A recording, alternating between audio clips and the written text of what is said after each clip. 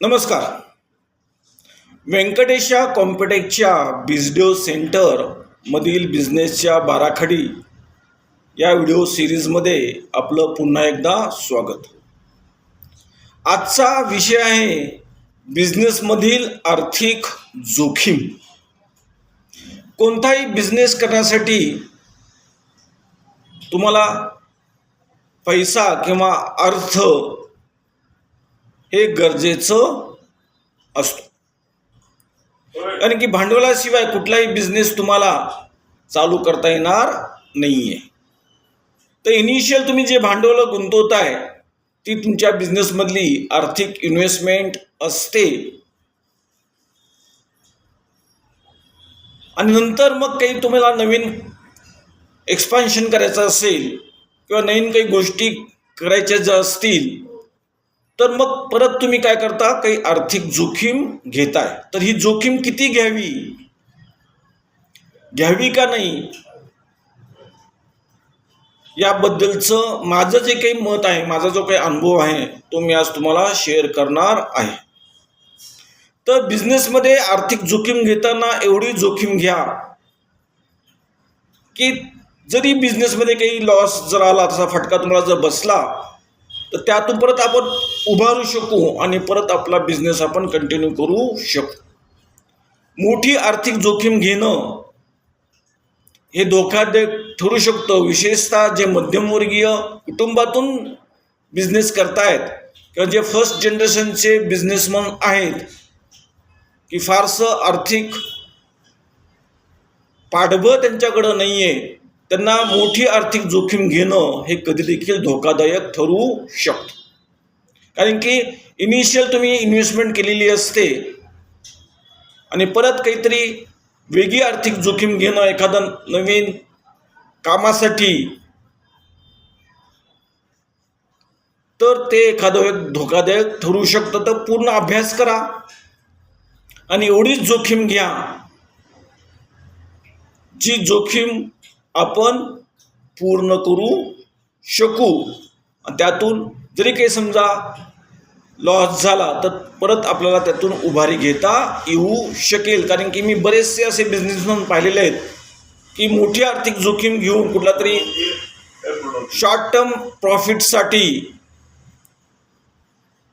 किंवा काहीतरी बडेजाव करण्यासाठी किंवा कोणीतरी चुकीचा सल्ला दिल्यामुळं मोठी आर्थिक जोखीम घेऊन मोठा लॉस पत्करून त्यांचे बिझनेसेस बंद पडलेले आहेत. तर आपल्याला बिझनेस बंद करायचा नाही, कारण की बिझनेस बंद करण्यासाठी आपण सुरू केलेला नाही आहे आणि बिझनेस हा एक लॉंग टर्म प्रोसेस आहे. तुम्हाला नवीन नवीन संधी सतत मिळणार आहेत. किंवा एकदमच मोठी आर्थिक जोखीम घेऊन मोठी झेप घेण्यापेक्षा तुम्ही कासोगतीनं पुढं जाणं, एक एक स्टेप पुढं जाणं, पण त्यामध्ये कन्सिस्टन्सी ठेवणं हे आवश्यक असतं, असं माझं प्रामाणिक मत आहे. कारण की बाकी सगळ्या गोष्टीचे आपण सोंग घेऊ शकतो, पण पैशाचं सोंग घेता येत नाही. आणि बाकीच्या बाबतीत तुम्हाला काही मदत मिळू शकेल, तुमच्या नातेवाईकाची, तुमच्या मित्रांची, पण आर्थिकच्या बाबतीमध्ये सहसा कोणी जोखीम घ्यायला जात नाही आहे. तर हे प्रत्येकाचे इंडिव्हिज्युअल आहे की किती आर्थिक जोखीम घ्यावी, आपलं फायनान्शियल बॅकग्राऊंड काय आहे यानुसार तुम्ही हे ठरवू शकता. माझं वैयक्तिक मत मी इथं मांडलेलं आहे की आर्थिक जोखीम एवढीच घ्या की जी जोखीम आपण पचवू शकतो. त्यानंतर बिझनेसमध्ये आर्थिक शिस्त लावा, खर्च आणि उत्पन्न याची सांगड घाला. कधी कधी बिझनेस स्लॅकमध्ये असतो काही काळामध्ये, त्यामुळं काही खर्चावर तुम्हाला नियंत्रण ठेवणं देखील गरजेचं असतं, कारण की उत्पन्न समजा जर वाढवत नसेल कुठल्या परिस्थितीमध्ये तर खर्चावर नियंत्रण ठेवून एक आर्थिक शिस्त बिझनेसला लावणं हे गरजेचं असतं, कारण की बाकीच्यामध्ये एखाद्या काही चुका पचवू शकतात, पण आर्थिकच्या बाबतीमध्ये चुका करणं म्हणजे तुमच्या बिझनेसचं आर्थिक नुकसान करून घेणं. तर बिझनेसला आर्थिक शिस्त लावणं हे गरजेचं आहे. आणि आर्थिक जोखीम घेताना कधी देखील हा विचार करा की ही मी जी जोखीम घेतोय यामधून मी बाहेर पडू शकेल का. ही जोखीम माझ्या फायनान्शियल बॅकग्राऊंडनुसार, माझ्या आर्थिक नियोजनामध्ये ही जोखीम बसते का. त्यानुसारच तुम्ही ती आर्थिक जोखीम घ्या. कोणत्याही मोहाला, कुणाच तरी चुकीच्या सल्ल्याला किंवा एखाद्या शॉर्ट टर्म प्रॉफिटच्या दृष्टिकोनातून चुकीची आर्थिक जोखीम घेणं हे कधी देखील धोकादायक ठरू शकतं. आणि हा धोका एकदा तुम्हाला बसला की त्यातून जर तुम्ही उभारी घेऊ शकला नाही तर बिझनेस बंद करण्याशिवाय तुम्हाला काहीही पर्याय तुमच्यासमोर राहणार नाही आहे.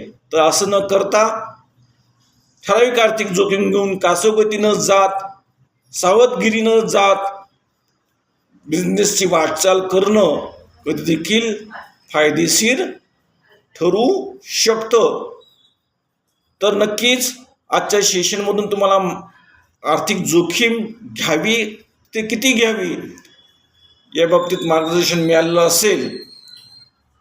तुम्ही जेव्हा एका सर्टन स्टेजला बिझनेस तुमचा नाही, 10-15 वर्षानंतर तुम्हाला तुमचा आर्थिक आवाका वाढतो आणि त्यानुसार मग तुम्ही थोडीफार जास्तीची रिस्कही घेऊ शकता. पण इनिशियल स्टेजला तुमचा जर बिझनेस असेल ज्यामध्ये ऑलरेडी तुम्ही इन्व्हेस्टमेंट केलेली आहे आणि परत तुम्हाला जर काही अशी जोखीम घ्यायचं प्रसंग जर आला तर त्या बाबतीत काटेकोर निर्णय घ्या.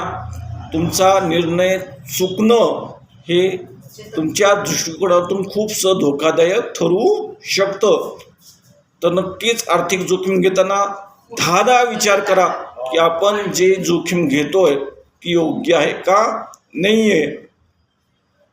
तर हे प्रत्येक बिझनेसमनला लागू पडतं. तर हा विचार आपण करूयात आणि आर्थिक जोखमीच्या बाबतीत सावधगिरी बाळगूयात या विचारासह आजचं सेशन थांबवतो. खूप खूप धन्यवाद.